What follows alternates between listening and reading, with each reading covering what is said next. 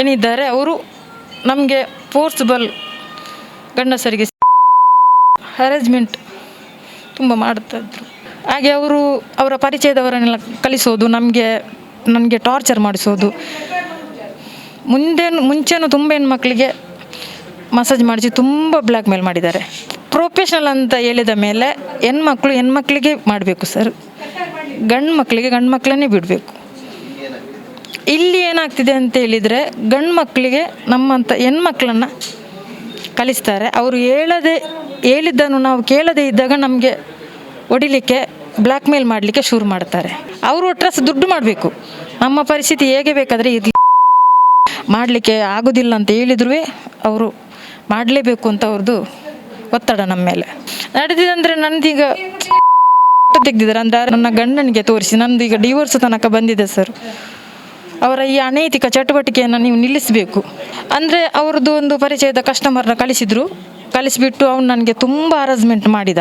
Massage ಮಾಡಲಿಕ್ಕೆ ಅಂತ ಕಳಿಸಿದ್ರು, ಅವ್ರು ತುಂಬ ಹರಾಸ್ಮೆಂಟ್ ಮಾಡಿದ.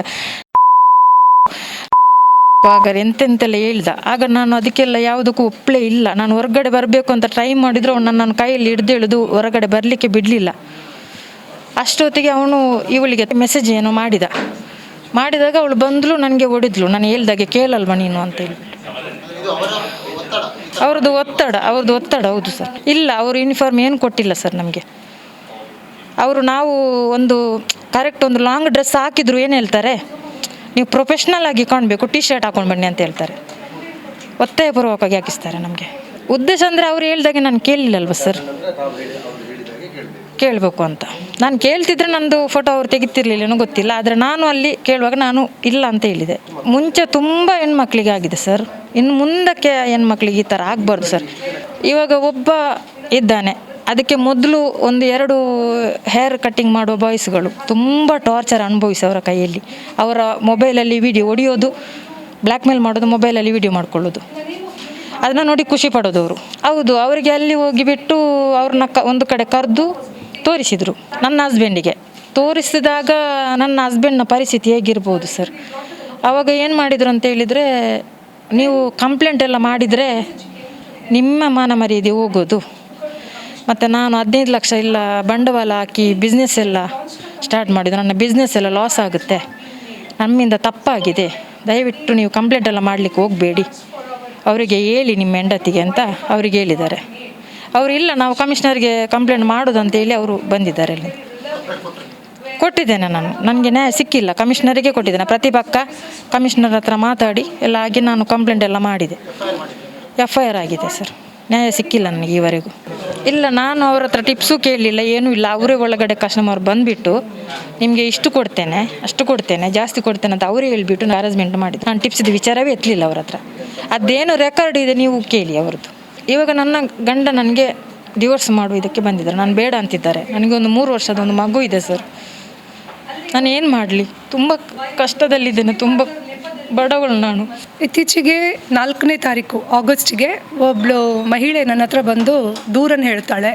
ಅವಳು ಒಂದು ಮಸಾಜ್ ಪಾರ್ಲರಲ್ಲಿ, ಬ್ಯೂಟಿ ಪಾರ್ಲರ್ ಹೆಸರಲ್ಲಿ ಮಸಾಜ್ ದಂಧೆಯನ್ನು ನಡೆಸ್ತಾ ಇದ್ದಾರೆ.